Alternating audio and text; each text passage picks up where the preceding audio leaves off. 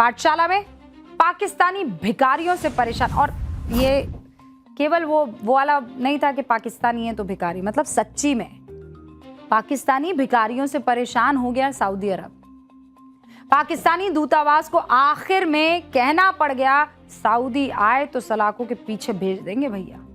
Saudi अरब के पाकिस्तानी दूतावास ने ये एडवाइजरी जारी की है, खबरदार अगर पाकिस्तानी भिखारी सऊदी अरब आए और आए तो फिर जेल में डाल दिए जाएंगे या पाकिस्तान भिजवाए जाएंगे।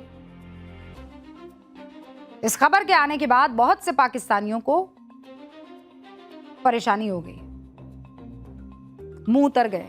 कई लोग तो ये तंज भी कर रहे हैं, कहीं पाकिस्तानियों की ये शिकायत तो नहीं कि भाई हुकूमत को भी तो यही हुनर आता है, फिर हम पर पाबंदी क्यों? समझे ना? पीएम शहबाज शरीफ हवाई जहाज में बैठकर क्या करने गए थे?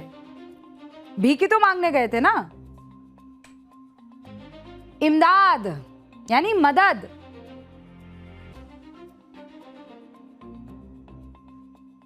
पीएम शहबाज शरीफ हवाई जहाज में बैठकर मांगने जाए तो इमदाद, और हम जाए तो भीख। ये भिखारी कह रहे हैं। शहबाज मांगे तो शरीफ, अवाम मांगे तो भीख। ये कैसी हिपोक्रेसी है भैया? पाकिस्तान के इस हुनर को लेकर एक शेर अर्ज है। कशकौल हाथ में लेकर निकले थे कमाई की तलाश में। कशकौल यानी कटोरा हाथ में लेकर निकले थे कमाई की तलाश में। दुनिया ने पूछा हुनर क्या है, तो बोले मांगने का हुनर है। पूरी दुनिया में पाकिस्तान की यही दो पहचान है, पहली आतंकी देश की, दूसरा भिखारी मुल्क की। पाकिस्तान या तो आतंकियों की सप्लाई अच्छे से करता है या भिखारियों की। और पिछले कुछ सालों में पाकिस्तानी लोग उम्रा और हज के नाम पर सऊदी अरब जाते हैं और गायब हो जाते हैं, फिर वापस प्रकट होते हैं कटोरे के साथ भीख मांगने। ऐसे लोगों को रोकने के लिए पाकिस्तान सरकार को कहना पड़ा कि भाई सऊदी अरब सिर्फ हज, उम्रा या काम के लिए आओ, ना कि भीख का ये बिजनेस मॉडल चलाने के लिए, वरना जेल में डलवाया जाएगा। इस अपील के बाद सोशल मीडिया पर लोग कह रहे हैं कि जिस मुल्क की अर्थव्यवस्था विदेशी मदद और कर्ज के सहारे चल रही हो, वो अपने नागरिकों को भीख ना मांगने की चेतावनी दे रहा है। जिस मुल्क की सरकार दुनिया के सामने कर्ज और मदद के लिए हाथ फैलाती हो, वहां के लोग से आत्मनिर्भर बनने की उम्मीद आखिर कैसे कोई रख सकता है हुक्म? हैरानी तो इस बात की है कि इस चेतावनी के बाद भी बहुत से पाकिस्तानी अपनी मांगने की फितरत से पीछे नहीं हटने को तैयार है। जेल भी चले गए तो क्या हुआ, कम से कम 2 वक्त का खाना मिल जाएगा वहां, क्योंकि पाकिस्तान में तो वैसे ही आटे के लिए मारामारी है। पाकिस्तान की भीख मांगने वाली खबर को सुनकर आपको हंसी आ रही होगी, लेकिन इस हरकत की वजह से सऊदी अरब और दूसरे खाड़ी के मुल्क, उनकी हंसी गायब हो गई। ये प्रॉब्लम इतनी विकराल हो चुकी है कि पाकिस्तान का नाम सुनकर ही इन देशों की रूह कांप रही है। हज और उम्रा वीजा पर जाकर भीख मांगने और अवैध रूप से रुकने के मामले में पाकिस्तान की फेडरल इन्वेस्टिगेशन एजेंसी FIA और संसदीय रिपोर्ट के आंकड़े कुछ सामने आए। पता है क्या कहते हैं?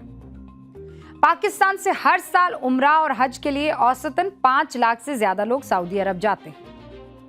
साल 2025 में पाकिस्तान के एयरपोर्ट से 66,000 से ज्यादा संदिग्ध यात्रियों को विमान से उतारा गया। इनमें करीब 51,000 लोग फर्जी दस्तावेज, वर्क या उम्रा वीजा की आड़ में भीख मांगने के शक में रोक लिए गए। सऊदी अरब ने भीख मांगने और वीजा नियमों के उल्लंघन के आरोपों में 24,000 से ज्यादा पाकिस्तानी नागरिकों को डिपोर्ट करके वापस पाकिस्तान भेज दिया है। पिछले साल 2025 में खाड़ी देशों से करीब 52,000 पाकिस्तानियों को भीख मांगने की वजह से वापस पाकिस्तान भेजा गया। सऊदी अरब की जेल में और जेलों में अलग अलग 12,000 पाकिस्तानी कैदी बंद हैं भीख मांगने की वजह से, दूसरे गैर कानूनी हरकतों की वजह से। आप इन पाकिस्तानियों का कॉन्फिडेंस देखिए, इनका विजन एकदम क्लियर है। ना पकड़े गए तो भीख मांग कर खाएंगे और पकड़े गए तो जेल के अंदर खाएंगे। यही वजह है कि सऊदी अरब में मौजूद पाकिस्तानी दूतावास को यह एडवाइजरी जारी करनी पड़ गई है। क्या? सुनिए। हमारे कैमरा पर्सन भी बता रहे हैं और पीसीआर में बैठे हमारे एक और मित्र बता रहे क्या, आना फ्री जाना फ्री, पकड़े गए तो खाना फ्री। अब आपको यह भी जानना चाहिए कि पाकिस्तान के लोग आखिर इतनी दूर इतना रिस्क लेकर भीख मांगने क्यों जाते। कौन जाता है भैया इतनी दूर भीख मांगने। पाकिस्तान के ओवरसीज मंत्रालय की एक रिपोर्ट क्या कहती है, सऊदी अरब और दूसरे खाड़ी देशों में भीख मांगने के पीछे पूरा माफिया काम कर रहा है। 50-50 की पार्टनरशिप मॉडल पर काम कर रहा है। मक्का और मदीना की मस्जिदों या भीड़भाड़ वाले धार्मिक जगहों के आसपास एक भिखारी हर महीने करीब 2,500 से 3,000 सऊदी रियाल कमा लेता है। पाकिस्तानी रुपए में ये रकम कितनी हो गई, 2 लाख रुपए लगभग। रमजान और हज के सीजन में ज़कात और सदका अगर ज्यादा मिल जाए तो ये कमाई 3 लाख पाकिस्तानी रुपए से ज्यादा हो जाती है। अब आप ही बताइए, जब भीख के हुनर से पाकिस्तानियों की इतनी कमाई हो रही है तो कौन नाम कमाने के लिए मेहनत करेगा। अब आपको सऊदी अरब में पाकिस्तानियों की भीख मांगने का हुनर वाला एक वीडियो दिखाती हूँ। अब तक आपने पाकिस्तानी अवाम के हुनर को देखा, अब आपको वजीर आजम शहबाज शरीफ के कशकौल यानी कशकौल डिप्लोमेसी के बारे में भी समझना चाहिए। अक्सर मांगने के लिए सऊदी अरब और खाड़ी देशों में पाए जाते हैं। इसी साल अप्रैल 2026 में पाकिस्तान को सऊदी अरब से $3 अरब का नया पैकेज मिला। पिछले कर्ज करीब $5 अरब को चुकाने के लिए और समय भी मिल गया। इससे पहले जुलाई 2023 में महातंगी में फंसे पाकिस्तान को बचाने के लिए सऊदी अरब ने ही स्टेट बैंक ऑफ पाकिस्तान में $2 अरब जमा करवाए थे। फिर आया 2022 वाला आंकड़ा। शहबाज शरीफ की मन्नतों की वजह से सऊदी अरब से $8 अरब का राहत पैकेज मिला। हैरानी की बात यह है कि इतनी मदद मिलने के बाद भी पाकिस्तान के दिन ही बदल नहीं रहे। और कैसे बदलेंगे, नियति भिखारियों की है। 2 वजह। पहली वजह जमकर भ्रष्टाचार, जिसमें पाकिस्तान की सरकार से लेकर सेना सब शामिल है। दूसरी वजह आतंकवाद, क्योंकि पाकिस्तान का एक बड़ा खर्चा आतंकियों को पालने पोसने में चला जाता है।